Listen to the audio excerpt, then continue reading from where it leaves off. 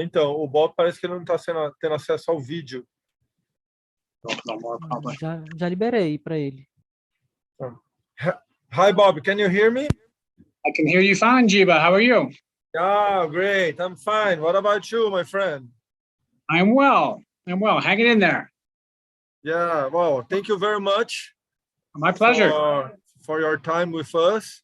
And thanks for you and Steve here at the brewery.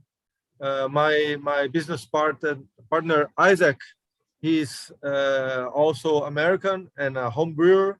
He's helping us if we have any kind of misunderstanding. So I think we are just starting a new era here in Brazil with Abracerva, and I hope that with your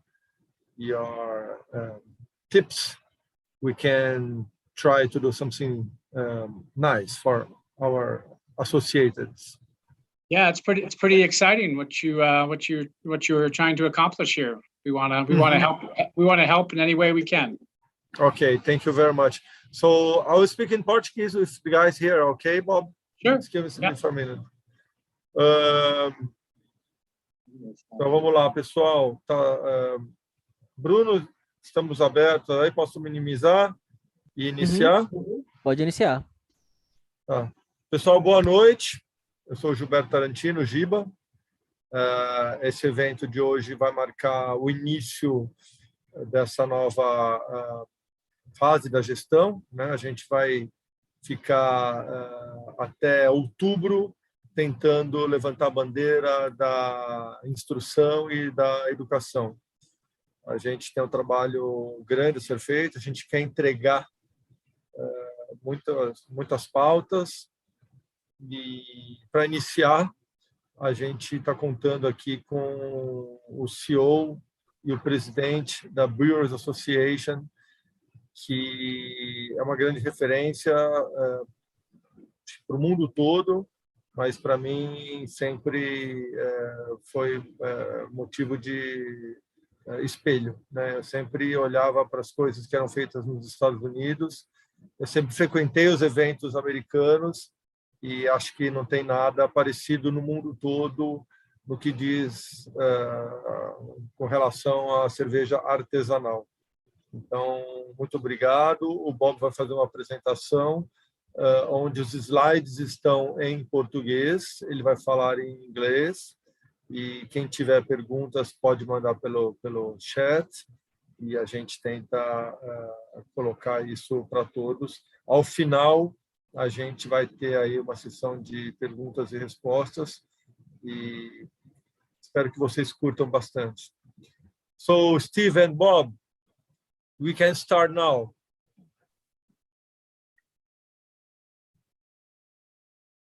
We're going to start early, Jiba? Yeah, it's 7 or 7. Oh, 1 minute. It's 7 p.m. here, right? Yes, sir. 3 p.m. here. Yeah. Okay. All right. All right. Well, good evening, everyone. And thank you for inviting me to meet with you all today to talk about the Brewers Association. Got to give a special shout out and thank you to our good friend Gilberto for his personal outreach and for making this possible. I've been fortunate enough to visit Brazil on multiple occasions, and Jiba and his team have always been absolute wonderful hosts. So I look forward to when I can come back to Brazil. Jiba, longtime friend of the Brewers Association. He's well acquainted with many of our exporting members, and he's a good friend of mine as well. So we're happy to be able to do this today. We've enjoyed our partnership with Jiba over the years and watching his personal interests and the craft beer industry in Brazil grow. Your new association, Abracerva, I think is in good hands with Gilberto, and we look forward to collaborative opportunities with your association in the future both in Brazil and here in the US.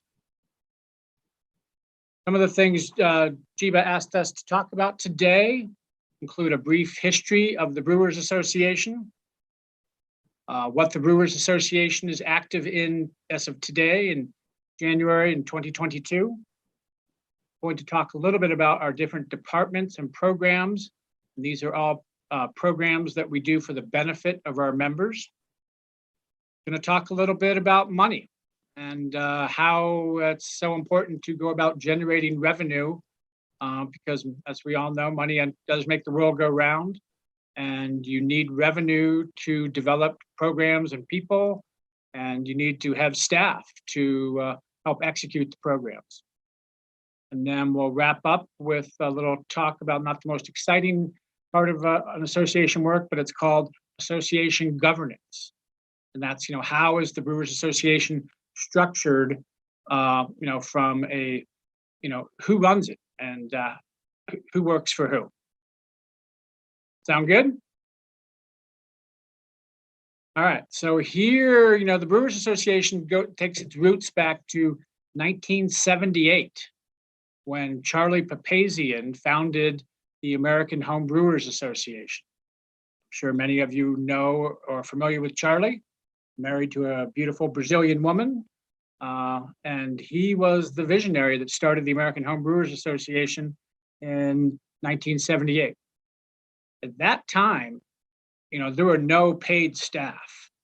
They were putting out a magazine, Zymergy, but they were doing it all with volunteers at night. Charlie was a school teacher, but he was a home brewer and loved home brewing and wanted to spread the gospel of home brewing. So he and his friends, as a labor of love, worked on Zymergy at nights and on the weekends. And I don't know how many years it was until they actually had started paying themselves a little salary. Those first 10 years were very, very difficult. We all know Charlie. Charlie was a visionary, and he was inspired by Michael Jackson of the UK, the United Kingdom, to start the Great American Beer Festival, which was modeled after the Great British Beer Festival.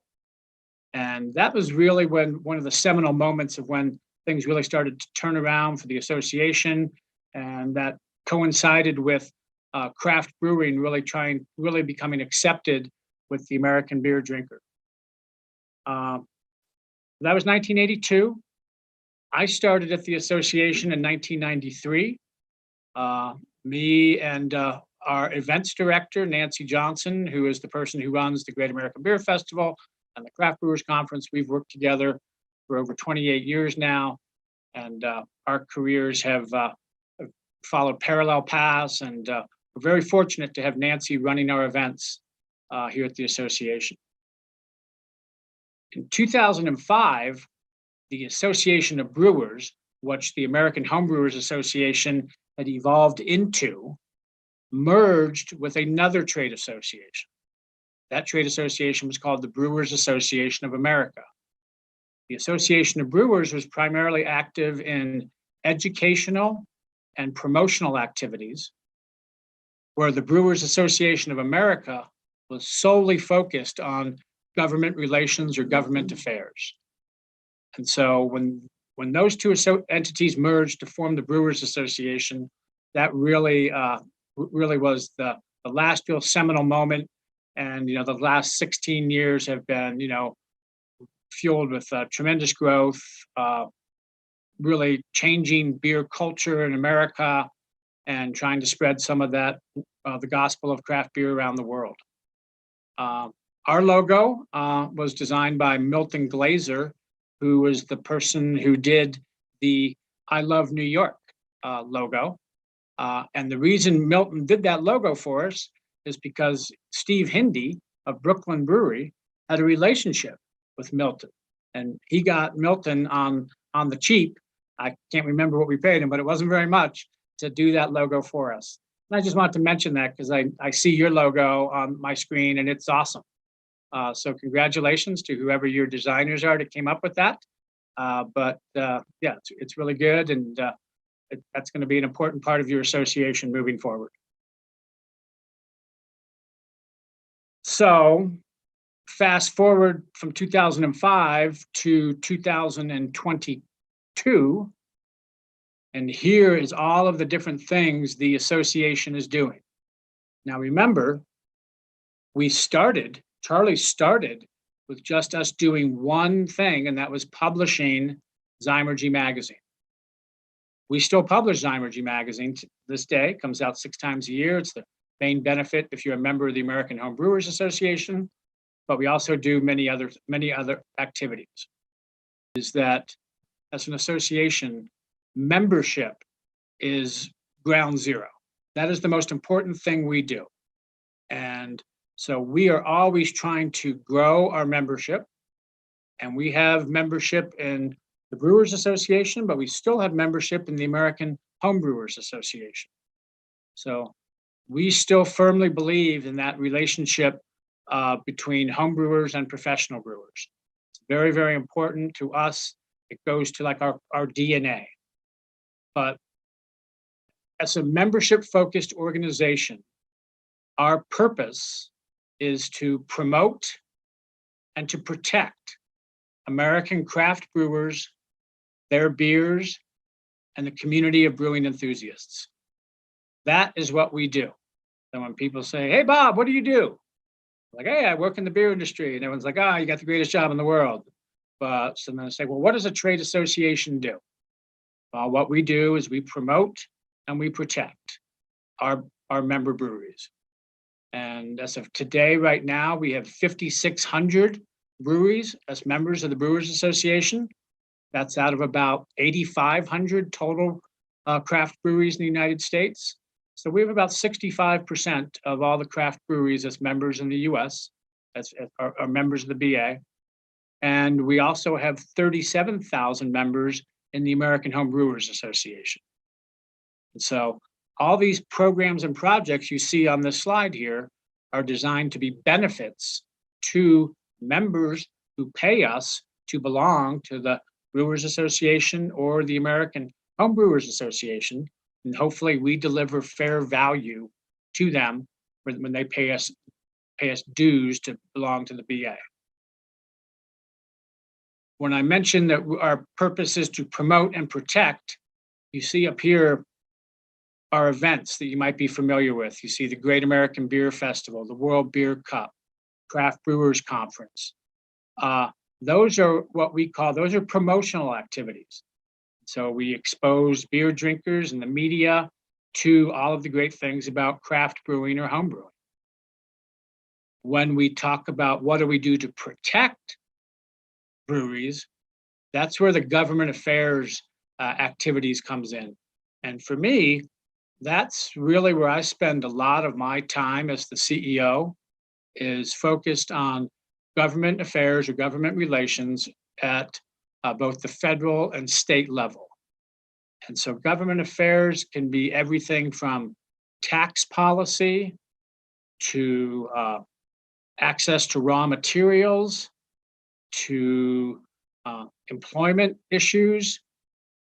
During the pandemic, for example, and still to this day, we are very active in Washington, D.C., advocating, lobbying for continued aid from our government to the smallest member breweries we have, particularly brew pubs and tap rooms, because they've been hit very, very hard by the pandemic. So I could go on and on this slide. Steve's telling me I got to keep going, but this is really where the promote and protect comes to life, is on this slide. Talked earlier that I was going to mention, a little bit about, departments and programs that we're active in at the Brewers Association. Here we have, I think we have 7 that are really, really important to us: regulatory and government affairs, technical brewing, data and statistics, our craft beer program, the American Home Brewers Association, export development program, which Steve heads up, and our diversity, equity, and inclusion department. So these are just 7 major areas of focus for the Brewers Association. That's not all of them, but these are 7 are like our core, core reasons for being as of right now. We have Before the pandemic, we had 66 full-time employees. The pandemic shut down events for 2 years, and we had to let about a third of our staff go. So we went down to 44 employees, 42 employees, I think. And now we are hiring back. We are growing again, but we're not quite back to the level of where we were in February of 2020 before the world changed and the onset of COVID. But in each of these different areas, we have multiple people working them. There's a department head, and then there's usually 1 or 2 support staff. Except with the export development program, because Steve is so good, he runs that all by himself. But he gets to boss around our friend Eric Rosenberg, who some of you have met on previous trips to Brazil. And he says to say hello, Jiva. Here is we're going to talk a little bit about our work in regulatory and government affairs.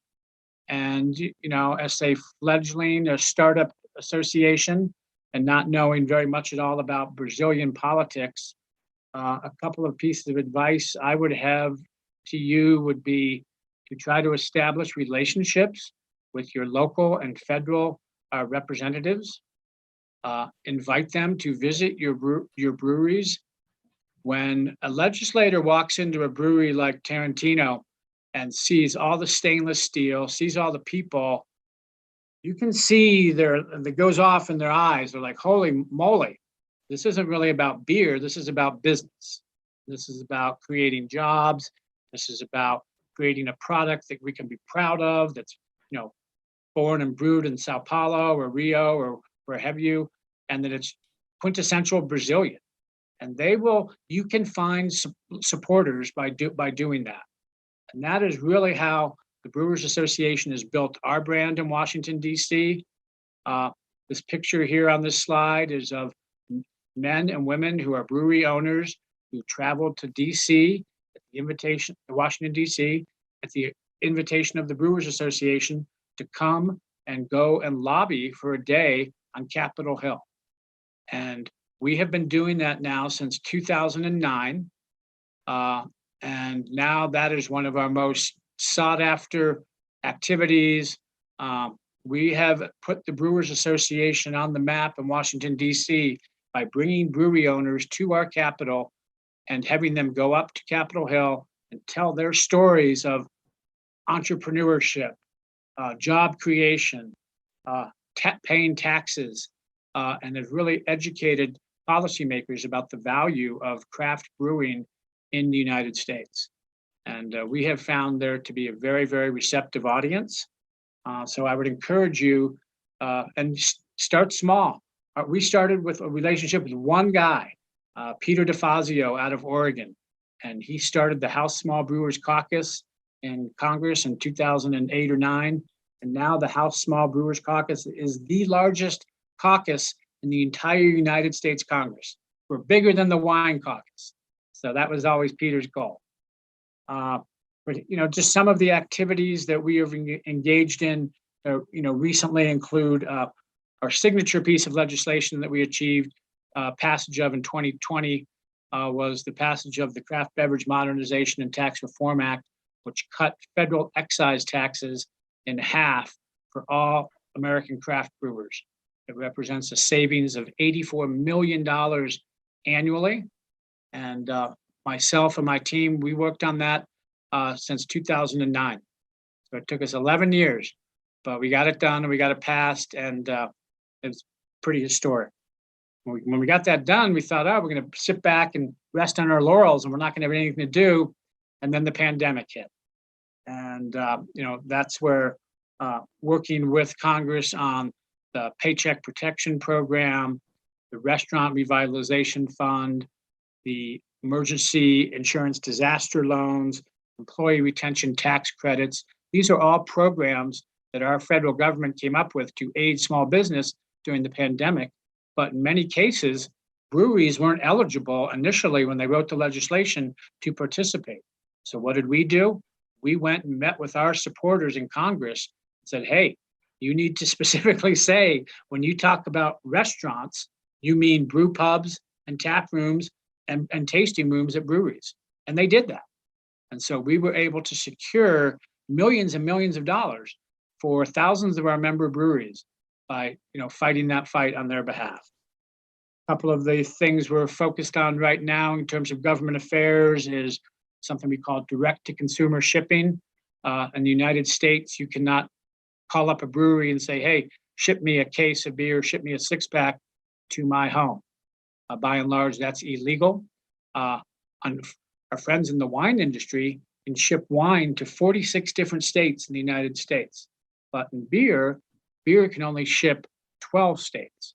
So we are working very hard to change that on a state-by-state basis.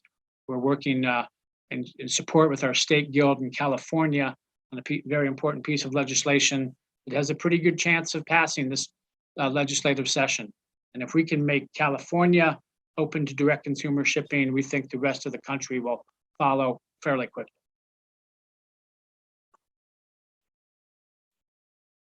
Technical brewing and quality is something that's really near and dear to our hearts. It's very, very important. And what I mean by that is the whole idea behind our technical brewing and quality department is to help our members make better beer. If your beer is not, in the United States, if your beer isn't world-class now as a craft brewer, you're probably not going to make it very long because it's just so competitive with 8,500 small breweries in the United States. But, some of the things we emphasize through our technical and quality programs are, we think every small brewery should have a laboratory. They should be doing quality control and quality analysis on every batch of beer they brew. Because, one thing, you can say what you want about the large brewers, but their consistency of their beer that they produce is rock solid. And they have the most advanced technical and quality control programs in the world. And I'm sure that's true in Brazil as it is here in the US. So quality, quality, quality is mission number one for this group. And then on the heels of that is safety. Brewing is a dangerous endeavor. People get killed in breweries. It does happen. And one death is way too many. And so that gentleman you see at the bottom, that's our safety ambassador. His name is Matt, and we pay him to travel around to speak to hundreds of brewers at a time to talk about safety and to talk about safety best practices each brewery should have in place. That comes from good manufacturing practices. There are just material safety, data handling. There are some basic processes that many small breweries don't have in place because they start. It's so hard to get it off the ground that some things are not seen as essential, and we understand that. But our message to every brewery is try to have a lab, try to have a quality program in place, try to have a safety program in place. And then what has flowed from there now is we need every brewery to have a human resource department in place so that every brewery is promoting a safe and open work environment that our country's been rocked with of allegations in terms of sexual harassment and discrimination in the breweries. We are going to lead the effort to try to change that.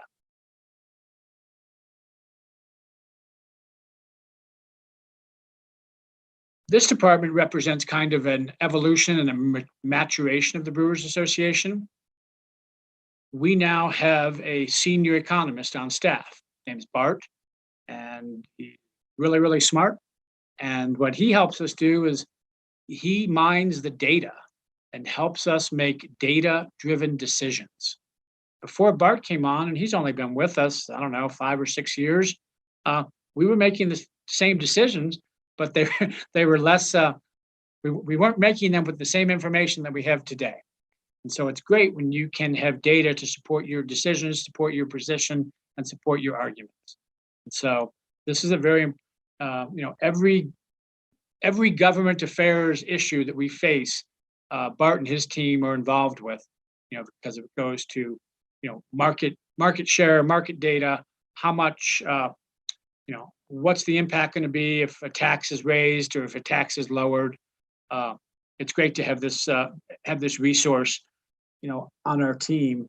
And then the other thing that Bart does on his spare time is they do what we call, the benchmarking data for our entire industry.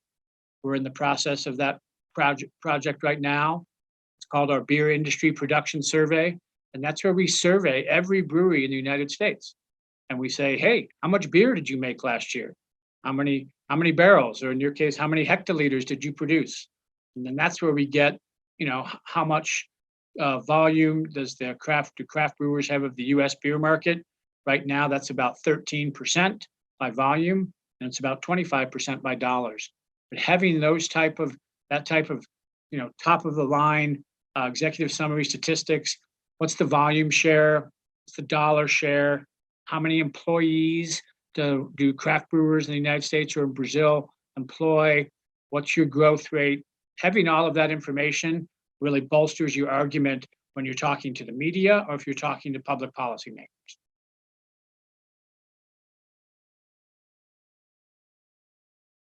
Want to talk a little bit about, again, the American Home Brewers Association and the craft beer program. American Home Brewers Association, very, very important to us.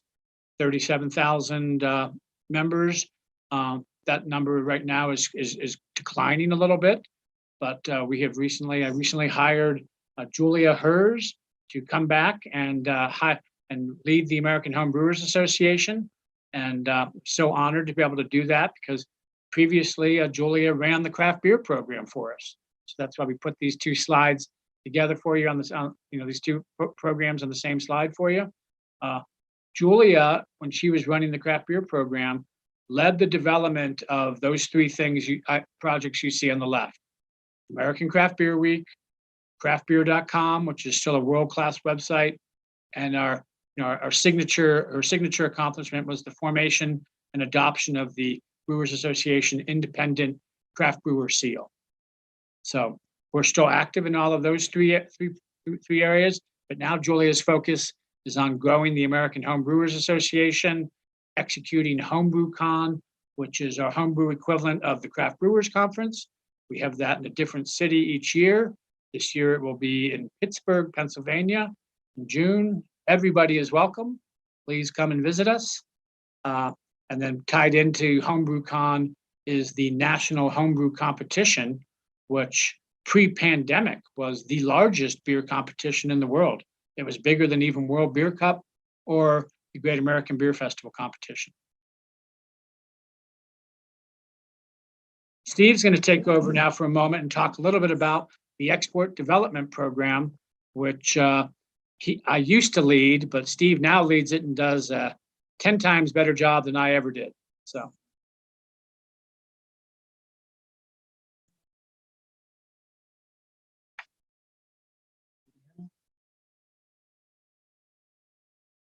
Don't think they can hear you. How about now? Better. All right. So as Bob mentioned, I manage the Brewers Association's Export Development. So the program that we've put together to complement our members' efforts to expand outside of the United States. It's a cost share program, so we get money from the US government to support this marketing of US made craft beer all around the world. So we're active in Canada, Mexico, all over Europe. In Asia, we do activity in China, Japan, and Korea, as well as Australia. And then, of course, we've been down to South America several times through JIBA, with Amanda Rietenbach and her events and activities, and the great brewing community that's in South America, to help our members identify opportunities to sell their beer, but also participate in what's really becoming a global craft beer revolution.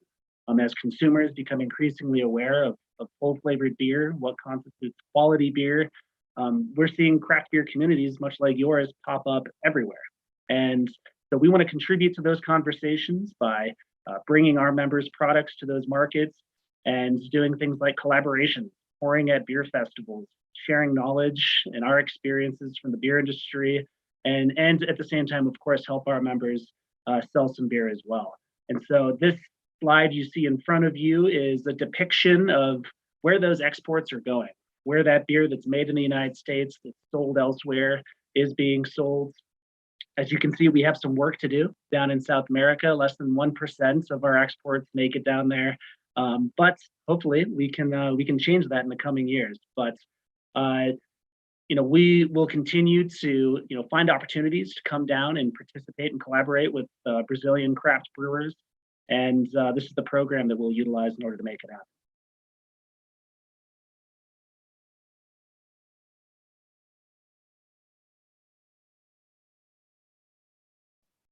You're mute, Bob. Mute.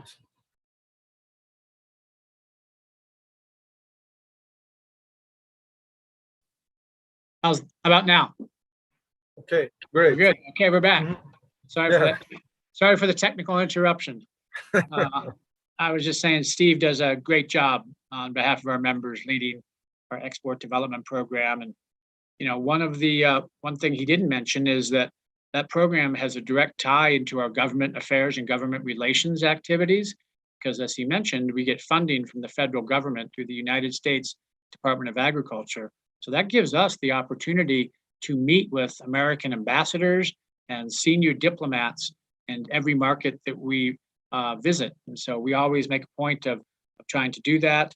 And I've had dinner with the American ambassador to France at her residence in Paris. We've done that in Sweden. We did it in Germany. So it's a real important program for the Brewers Association. In 2017, and again through Julia's real leadership, we formed a diversity equity. We've called it our diversity committee. And so the Brewers Association, I'm going to talk about this more in a couple of slides, but we have a very robust, active committee structure. And committees are populated by, not by staff, but by brewery owners and brewery personnel. And so we have a finance committee, a government affairs committee, a export development program committee. But in 2017, we formed our diversity committee. Recognizing that, the average worker in an American craft brewery was white and male and probably had a beard. And most people in the American craft brewing community think of themselves as welcoming and open and, inviting, and want everybody from every walk of life, man, woman, black, white, green, brown, to be part of the craft brewing community. But we quickly learned and educated ourselves that, you can say that, but that really doesn't get it done. And so Julia helped us take the first steps we formed the diversity committee. We populated it with brewery owners that are part of our membership. We had fairly good representation from people that are minorities. So they weren't all white males. They were mostly women. There were some Latinos, some African American people. It was much more diverse than, say, a normal snapshot of the American craft brewing community. And after that, we were able to strike a deal to have Dr. J. Janelle Jackson Beckham, university professor, avid homebrewer, come to work with us as our diversity ambassador. So at that time, Jay was not a full-time employee of the Brewers Association, but she would travel to regional gatherings and speak to hundreds of craft brewers at a time about the importance of trying to find ways to open up your brewery to people that don't look like you. And there's a selfish interest in doing that. And that selfish interest is, if we can get more women, more people of color, more minorities drinking craft beer, that's going to have a positive financial impact on every craft brewery in the country. So we have a lot of work to do. And I'm really pleased to say that since last year, Jay is a full-time employee now of the Brewers Association. So now it's our Diversity, Equity, and Inclusion Committee. Jay has, and all of this is on our website, and you can see it at brewersassociation.org. But within our Diversity, Equity, and Inclusion Committee, we now have 4 subcommittees that work to bring in a more diverse group of leaders and participants into craft brewing. This slide that you see here those are photos of a cohort of what we call our mentorship program. So Jay recruited professionals in the craft brewing community to mentor people, minority individuals who wanted to be into craft brewing. And this is the graduating class of our first mentorship program, which we're very, very proud of. Jay has just done phenomenal work. We have a lot of work to do, but we're committed to trying to do that work. And tied into diversity, equity, and inclusion is making sure that every brewery is a safe place to visit, and it's a safe place to work for men and women. And we hear that message loud and clear, and we know there's a lot of work to do. One of the things we have done is helped form a coalition called the BRU Coalition, Brewing, Respect, and Unity. And that's a partnership between the Brewers Association, the Master Brewers Association, the American Society of Brewing Chemists, and the Pink Boots Society to foster a more equitable, inclusion, and safe environment and community for all of craft brewers in this country. So it's something that's become more and more important as each year goes by. And Jay's leadership is just, I can't say enough great things about what she brings to the table. All right. Let's talk about the dirty word, money, because you got to have it. The money makes the world go round. And that's unfortunately or fortunately, however we want to look at it, but that's the way it is. And we could not do any of the programs that I just laid out. We could not hire Dr. J. We could not have a technical brewing program.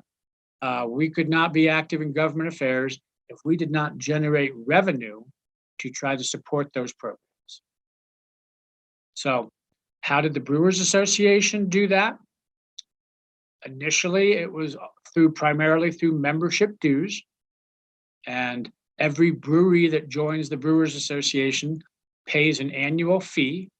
And that fee is based on how much beer they produce in any year. The more beer you produce in a year, the more you pay in dues. Our range is from $195 for the smallest brewery, which is the vast majority of small breweries in this country, up to $15,000 for the largest craft breweries, say like Sierra Nevada. It's critical that every brewery in Brazil joins your association. That should be your goal, 100%. And that's our goal. I firmly believe every brewery in the United States should belong to the Brewers Association. I know you're not going to get everyone to join, but that should be your goal, in my opinion. And one thing that the Brewers Association did that we hope we can inspire you to do is, this would be my call to action to the brewery owners and the brewery personnel on this call and this meeting, is when we were at a similar stage as you are, our leaders, Ken Grossman, Kim Jordan, Gary Fish, Steve Hindy, Sam Calgione, they did what was best for all of craft brewing first, and they did what was best for their brewery second, because they knew taking that long view, which is counterintuitive to a lot of people, was going to be in their self-interest in the long run. And they were right, because they looked at other industries and other associations and how did they do it. And they, put their personal differences aside and found ways to come together. When we were forming the Brewers Association, there was passionate discussion about, well, some people didn't feel like brew pubs, restaurant breweries, should be part of the Brewers Association. They were too small. They had not been part of the Brewers Association of America. They had been part of the Association of Brewers. In the end, the decision was to include all breweries making craft beer in the United States, and that was a very fortunate and wise decision.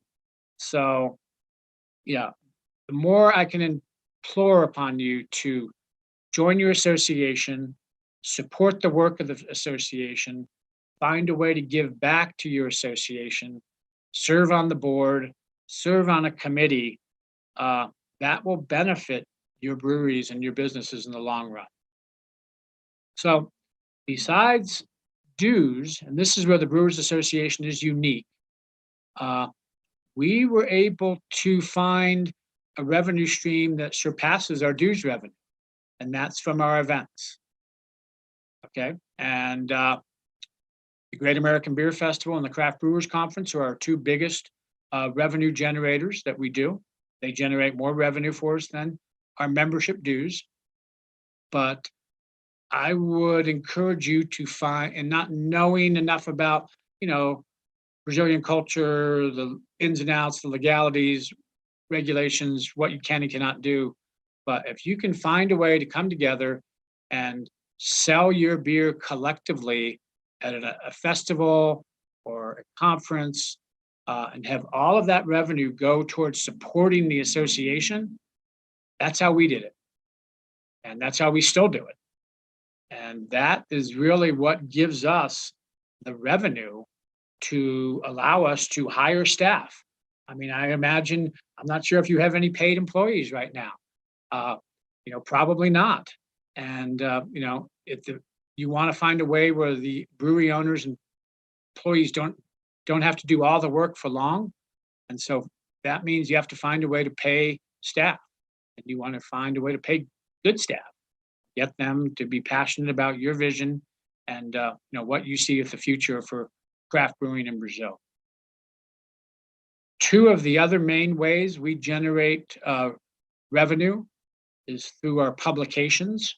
We publish two magazines, right? We publish Zymergy, which I mentioned earlier, for the home brewing members, and we publish The New Brewer for professional brewers. Well, we sell, like many publications, we sell advertising in those publications. And those publications are available both in print and online, and we generate significant revenue from our advertising sales for those two magazines. And then finally, if you can get an event off the ground, you can sell sponsorships to that event. Who sponsors our events? It's people that want to reach the craft beer drinker. So the demographic is a very attractive demographic for leading companies. So who should be advertising in your magazine if you have one of those? That would be the malt suppliers, the hop suppliers, the equipment manufacturers, the people that make the equipment that goes into a brewery.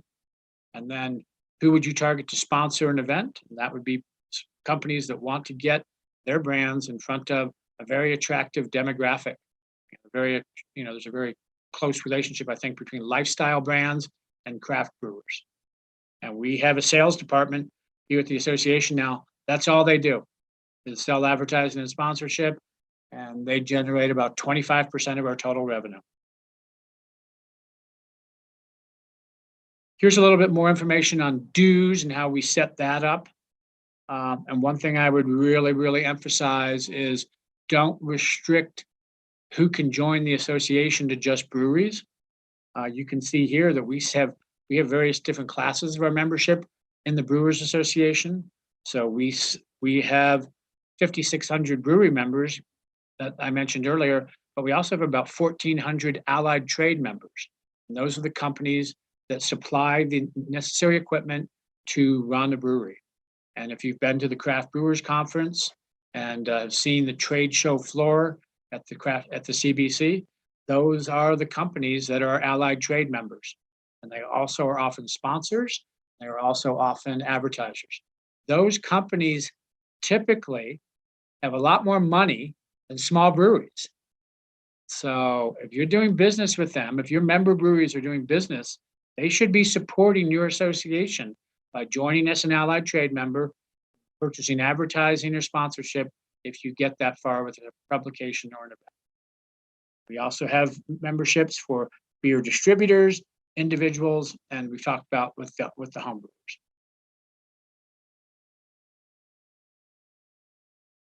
There's the logo soup of our most significant events, the Craft Brewers Conference, which I'm sure some people on this call have been to. This year it's May 2nd through the 5th in Minneapolis, Minnesota. Registration is opened. Everybody is welcome. We would love to have, before the pandemic, the CBC in Denver, I think we had about 14% of the total attendees were from the international community. We'd love to get back to that. Again, we love hosting and showing off what's going on in craft brewing to our friends from around the world. The World Beer Cup is held in conjunction with the Craft Brewers Conference, judging beforehand in Minneapolis. And this year I'll be up on stage giving out the awards. It's going to be sad for people not to be with Charlie. They'll have to have their photo taken with me, but that's the way it goes. Savor is an event we do every year in DC. We don't really make money on that, but we do that to bolster our presence in Washington, DC. Great American Beer Festival is the biggest gathering of American craft brewers in the country, October 6th through the 8th this year, always in Denver, Colorado. And then Homebrew Con, great event, much smaller than CBC, but we get about 1,000 people to attend that, and that's in Pittsburgh, Pennsylvania in June. Coming to the close here now, one of the last things to talk about is, we publish books. And that was at the core of the Association of Brewers. That was after they started publishing, Charlie and his team started publishing Zymurgy magazine in 78. In 1986, launched Brewers Publication and published the first book from our association. It was a book called Brewing Lager Beer. It was by Greg Noonan, who was the founder and brewer at the Vermont Pub and Brewery. And I think it was Brattleboro, Vermont, maybe Burlington. Greg is no longer with us, but he was an inspirational man, and that started us on the journey of book publishing. And now we're the largest publisher of beer and brewing related books in the world, close to 60 different titles in print.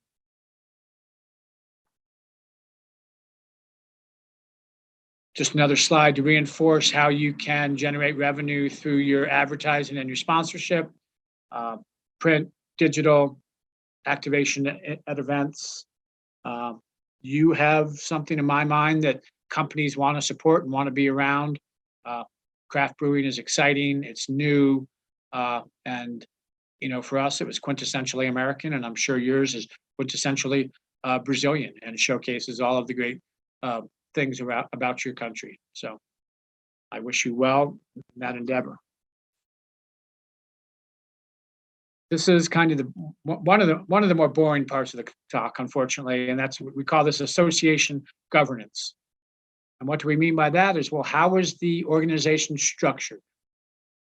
For the Brewers Association, we are a trade association, and we have a tax classification from the federal government, but we are a not-for-profit trade association. That doesn't mean we don't pay taxes, because we do pay taxes, but at a reduced rate. And what that means, though, is a not-for-profit trade association is no individual owns the Brewers Association. Who owns the association are our 5,600 brewery members who pay dues into the association. And then those members select, or in our case, elect a board of directors. This is a volunteer group, 21 individuals in our case, who give back tremendously to the industry and to the association by serving on our board of directors. And they are, when we started the association in 2005, a lot of the people I've already mentioned, were on that board for 10 years. Gary Fish, Deschutes, Steve Hindy from Brooklyn, Kim Jordan from New Belgium, Sam Calgione from Dogfish Head, Mark Edelson from Iron Hill. I can go on, but those people gave tirelessly and put the association on really, really solid ground and solid footing. On our website, you can find our bylaws, Brewers Association bylaws, and it talks about, who can join, who can be a member, who can be a voting member, what committees we have in place. It's basically the blueprint of how we are structured and how we are governed. For me, I spend most of my time working with this group. This is the board of directors. Bad guy. So this is who I work for. Who do I report to? I report to the board of directors. Our board meets 4 times a year. Our first board meeting of 2022 is coming up in the second week of February. Within our board, like I mentioned, we have 21 individuals on that board. We have an executive committee from that, with a smaller group of the board of directors. That's the board chair, the vice chair, the secretary treasurer, the past chair, and the association CEO, myself. So that's who I spend most of my time working with, is the executive committee of our board of directors. And we put what their job is their job isn't to tell us, hey, Bob, tell Steve to go export to Tijuana or to Madagascar. Their job is to give what we call strategic direction and not to get too bogged down in the tactics. And we put forth a budget and a plan for them every year, and they give input and they make suggestions, edits, modifications. But at the end of the year, we have a budget and we have a plan that we are charged with executing. And then they pretty much get out of the way and offer strategic guidance and direction as needed. And you can see that our board is made up of it's not all the biggest breweries and it's not all the smallest breweries. We have packaging breweries, people that own packaging breweries on the board. We have people that own brew pubs on the board, and we have brewery owners that own tap rooms on the board. And we also have 2 people from the American Home Brewers Association.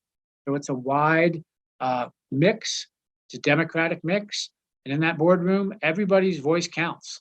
And no one individual's voice is any stronger or more important than anybody else's. Membership-wise, we have, you probably much fall into 3 main different categories: voting members and non-voting members. If you're an associate member, you're by definition a non-voting member, but you can be a member of the association. International breweries, for example, are welcome to join the Brewers Association, but international breweries are associate members and are not voting members.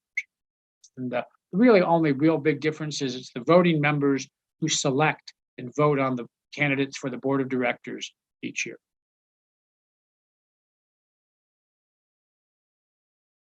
Here's a couple of potential to-dos for your association as you get started.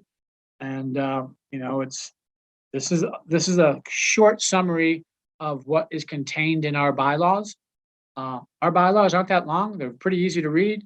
You can see all the times they've been amended there at the top. But it talks about how to establish the board, how the board gets elected, the different classes of membership, different types of meetings and their purposes, et cetera, et cetera. But this is really, as your association gets going, make sure, that you have, in my opinion, a pretty strong set of bylaws that will help govern your association. And then last slide is just talking to, again, the importance of having a plan and having a budget, sticking to it. Now, that will always be put to the test. For us, when COVID hit in 2020, our revenues went from $30 million a year to $9 million. So you have to be able to pivot and you have to be able to change. But in general, we like to, stick to the plan, stick to the budget. And, what I tell my team is just because it's not in the budget doesn't mean you can't do it. And just because it is in the budget doesn't mean you have to spend it. And we take every spending decision very, very seriously. We always ask ourselves, is that the best use of our members' money? And with that, I'm happy to take any questions, Jiba, or that is the end of the presentation. All right, Bob. Thank you very much. It was a nice class. And Thank you. I'm pretty sure that we're going to learn a lot with this presentation. And for sure, we will have several questions that I will send you over the next, at least until October. So we'll keep in touch. All right. So I have one question. When you say non-members, no voting members, are the big breweries like Heineken or AB InBev, are they associated? Good question, Jiba.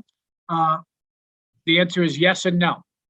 Right now, none of the large breweries, so for us that would be Anheuser-Busch InBev, Molson Coors, or Constellation, none of them are members of the BA. Mm-hmm.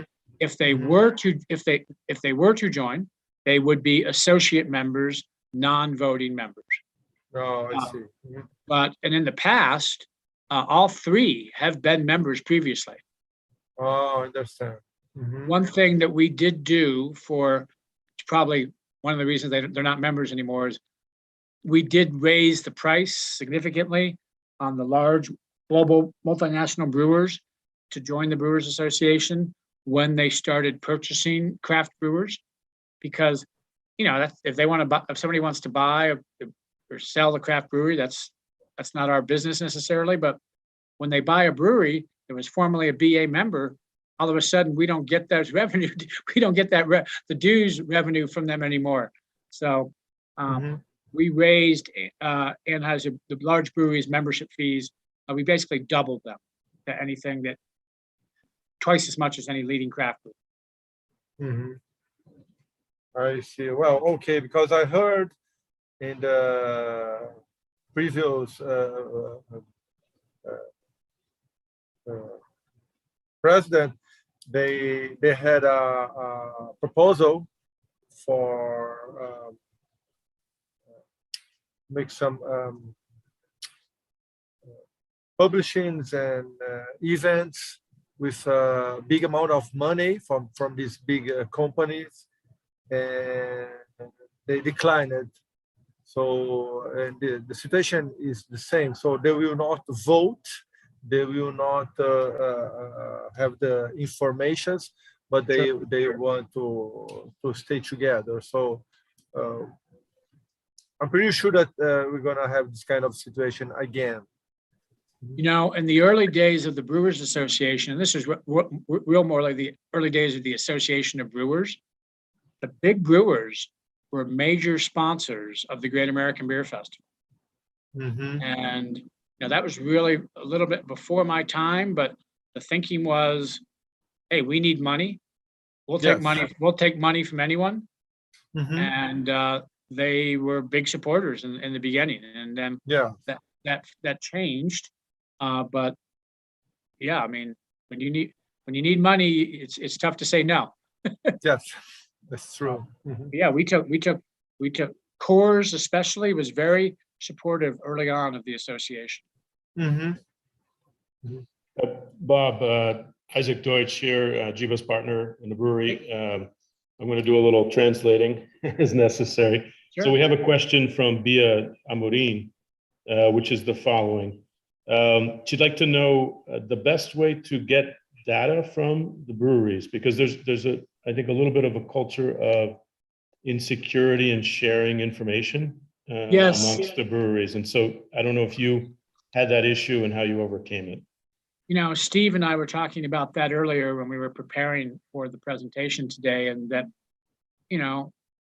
different cultures, there's always different cultures, different challenges, right?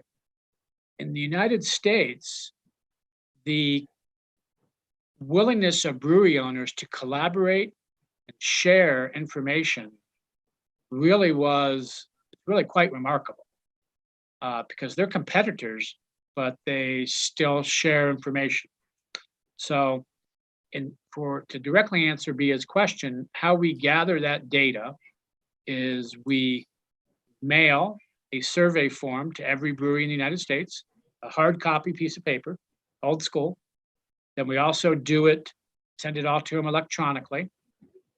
And then we tell them, though, we want you to fill this out. We're not going to share this information with anyone. We're only going to use the data collectively. And if you don't want us to mention your brewery at all, just tell us that. And we will not, we won't publish your production in the New Brewer magazine, for example. And, about 7%, I think, of the breweries say it's called do not publish in our vernacular. But we have been able to, educate our members of the value of sharing that information with us, because we use it to, make stronger arguments that will benefit craft brewers. When I started the association, I think craft brewers had about 3% market share in the United States by volume. Now it's about 13%, as I said. And it's being able to say, hey, we have 13% of the market by volume and 25% of the market by dollars. That gets people to sit up and take notice, but you can't do that if you don't collect the data. Mm-hmm. All right. Let me just translate that response, Bob. Thank you. Sorry to go. Let's see if I Sorry can to go on for so long. Do a survey. see if I could do my best. Survey and collaboration and best for the industry. Yeah.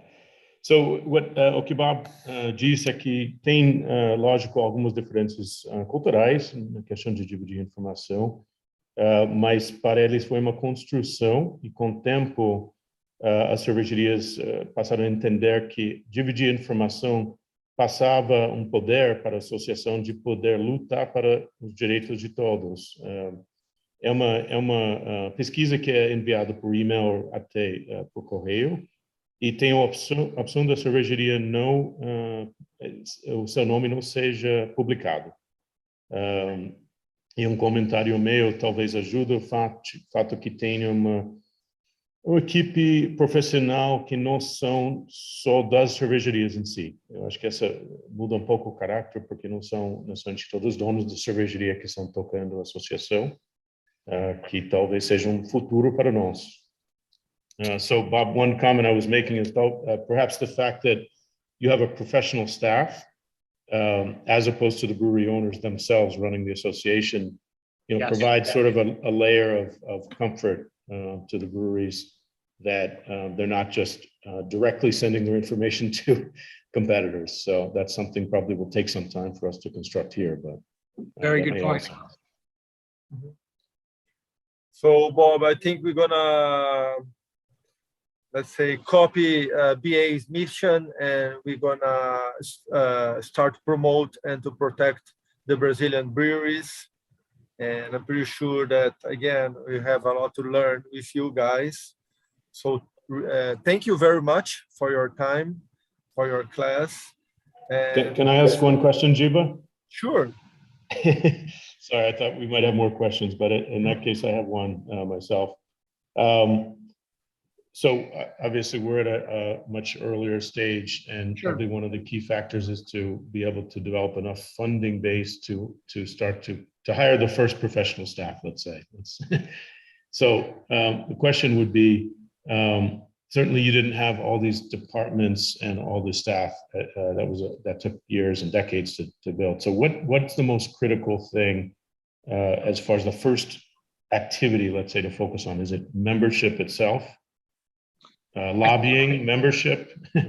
I think there's two, Isaac. I think it's membership first, and then events, or finding an event, is 1A. Okay. So that's, if I was, the situation that you find yourself in is very similar to what we call state guilds Right. experience.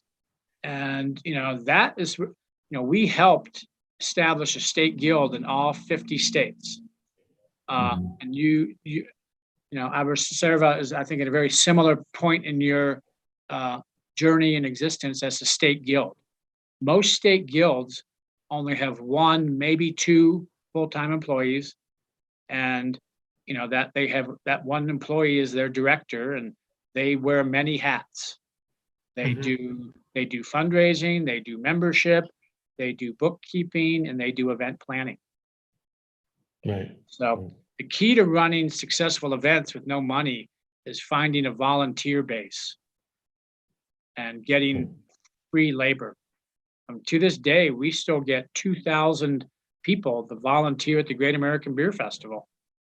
It didn't used to be like that, but probably started with 30 or 40 volunteers who would pour the beer, who would move the kegs, who would clean up, and we would entice them by, we'll give you free beer.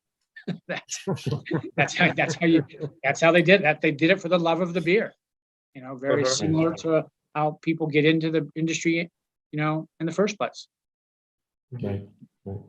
Yeah, Bob, you remember when we were together here in São Paulo? You did a class. Yeah, no, but before that, like 10 years ago. Oh, the beer and food classes. Yes, correct. So I'm in contact with them, the University Anhembi Morumbi. So they have a large place. Yeah, that was beautiful. Yes. We are planning to do an event there probably in August. So now we are planning online events, but then in August, one beer festival, and we have a lot of members that are beer connoisseurs, the sommeliers, beer sommeliers. Yeah. And we are planning also an event with them. So, we have a lot of plans. I hope that we can make it happen. And I'm going to tell you, we have one full-time employee only, but that's what we have.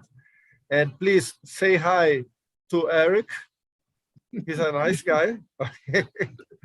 So, and maybe we're going to meet you in Minneapolis. I hope so. I would look forward to that, Jiba. Yes. Yes. So my last visit to Brazil was into Blumenau. And I got to visit many 2019. Yes. So, all right, Bob. So again, thank you very much. Thank you very much, Steve, and hope to see you soon. And we have some questions we're going to send you by email. Okay. Isaac, okay. Good to see you again. Jiba, thank you. Good to see you as well. Thank you. Okay, guys. Thank you very much for your time. My pleasure. Bye-bye, everybody. Bye.